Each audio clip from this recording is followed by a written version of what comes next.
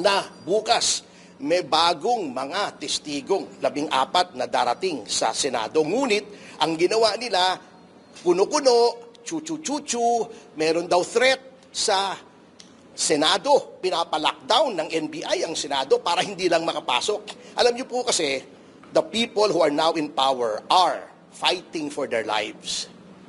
Kasi alam nila ang mangyayari baka lumabas itong flood control scandal kung sinong mastermind. Pero hindi po kami matitinag sapagkat we are not fighting for ourselves. We are fighting for the future of the Filipino people and our country. Mas malakas na motibasyon po yan kesa sa pansariling interes.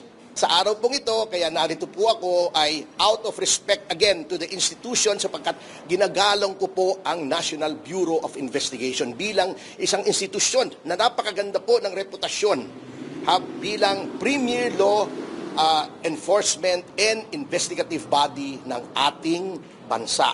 Bagamat wala po tayong paggalang, paprangkahin ko na doon sa namumuno ngayon sa NBI na halatang-halata din po natin na puppet ng Malacanang na ang papel lamang niya ay manggulo sa investigasyon. Sapagkat nakikita nyo naman po, lahat ay ginagawa. Alam nyo ba na bukas may bagong mga testigong 14 na darating sa Senado. Ngunit ang ginawa nila, kuno-kuno, chuchu-chuchu, meron daw threat sa Senado. Pinapalockdown ng NBI ang Senado para hindi lang makapasok. Alam niyo po kasi, the people who are now in power are fighting for their lives.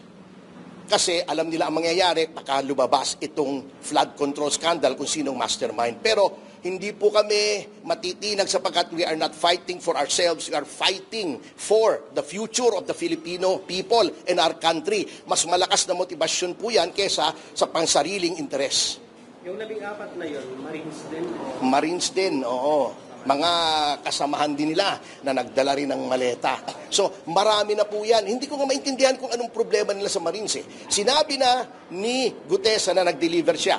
Lumabas si Saldico, ilang beses siyang nagpahayag na talagang may mga inutusan siyang magdala ng maleta. Then may lumabas na 18 na Marines na nagsasabing nagdadala sila ng maleta, complete with videos, pictures. Bakit ayaw nilang paniwalaan? Pero si Madriaga, pinapaniwalaan nila. Walang video, walang picture, nag-iisa. So, alam na alam po natin ang ginagawa, tinatago po nila. Everything that is happening now, including yung power struggle sa Senate, is all about concealing the truth tungkol dito sa flood control scandal. Attorney, hindi daw kayo credible. Kasi bakit daw si Lauren inalis sa listahan na dinawit din nila na may nakakatanggap ng kickback. Pero bakit tinanggal ng mga 18 ex-Marines po na... Ay hindi po akong abogado ng ex-Marines, ano? Abogado ako ni Mike Defensor. With respect to credibility, kung nga hindi credible na sinasabi nila, bakit ayaw nilang patawag? Bakit nagkaroon ng balasahan sa Senado para lamang yung 18 Marines ay hindi matawag? Di doon nila i-cross-examine sa loob ng Senado para kung nagsisinungaling, ebedi perjury yun, i-contempt nila, pakulong nila, ngunit ba't ayaw nilang harapin? Yun ang problema. Kung talagang hindi credible, tawagin nyo. O pag sinabing, pabago-bago pa ka pala, may motion doon, di ba? Hold him in contempt for not telling the truth before the committee, kulong. Ba't ayaw nilang gawin? Attorney, bakit ngayon lang lumabas yung 14 pa? Siyempre, hindi naman madaling Hindi naman pupunta sa party itong mga to Ang kalaban mo yung mga makapangyarihan na mga tao sa Pilipinas. Yung senador nga, kaya nilang ipakulong si Jinggoy para lang masira yung tinatawag na quorum at magkaroon ng question. Ito pang mga Marines na ito, kayo naman Siyempre, natatakot yun. Ito yun, tinatakot si Joel Villanueva. Dinidemanda kami. Kami, mga abogado na, dinidemanda kami. Patong-patong na demanda si Mike Defensor. Naging congressman na. Patong-patong na demanda. Dating general, patong-patong na demanda. We are up against the evil empire na they are fighting for their lives nga, katulad ng sabi ko. Kasi, disgrasya sila pag lumabas ang katotohanan. Pero katulad ng sabi kong muli, hindi kami titigil because we are not fighting for ourselves. Ano bang mahihita namin dito? Pero kailangan namin lumaban para sa kinabukasan ng bahay kasi alam nyo mga kasama, padala naman ni Martin Romualdez yan. Aeroplano niya yan Ito ba, dalawa aeroplano nun Na aeroplano? Ito na... Kita mo, ang kulit nitong langaw Padala ng PCO yan eh. May pito pa raw. Drone yan, drone. Hindi, teka, tapusin ko lang yung statement ko, ano? Alam nyo, mga kasama, kapag nagtagumpay sila na matago ang flood control at ma-impeach, ma-convict si Sara Duterte, anong epekto? Mananatili yung pagnanakaw kasi nakalusot sila. Number 2, magkakaroon tayo ng Pangulo na hindi yun ang kagustuhan ng taong bayan. Ano mangyayari sa ating bayan? Wala na.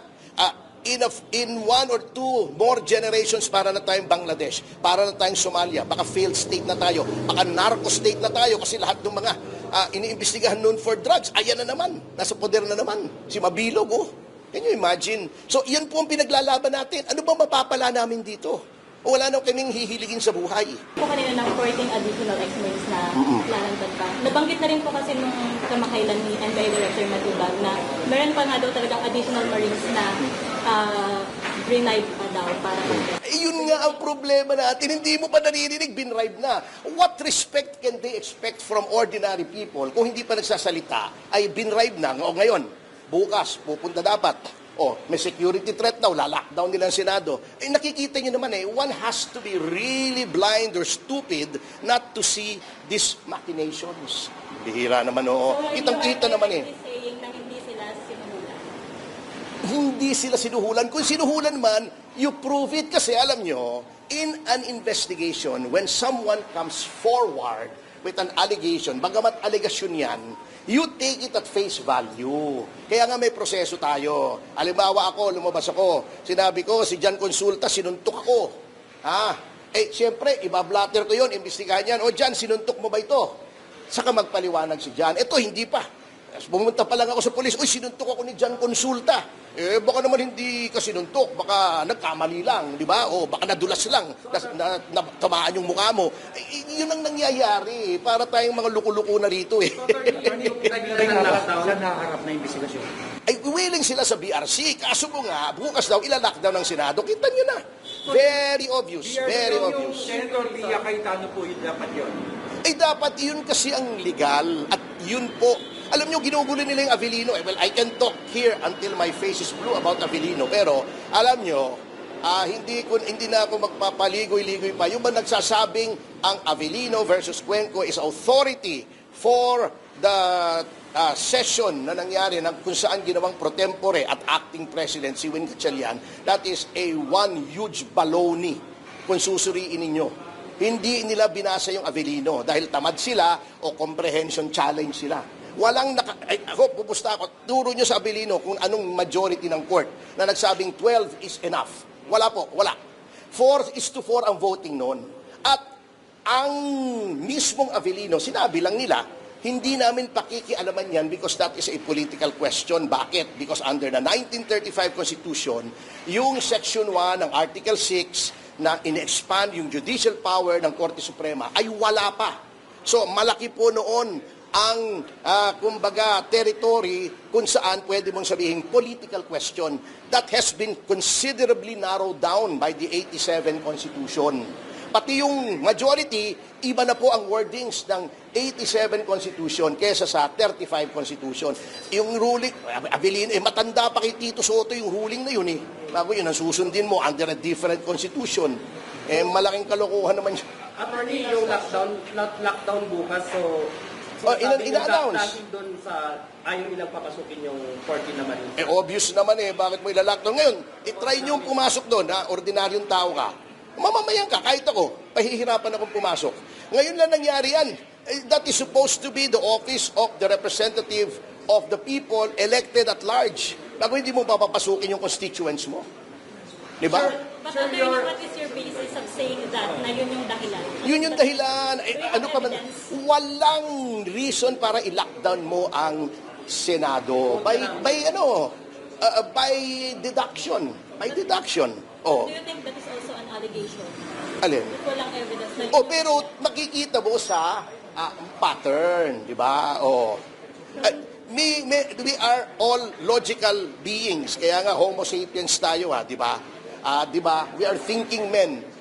Man is a logical creature. Makikita mo naman di ba?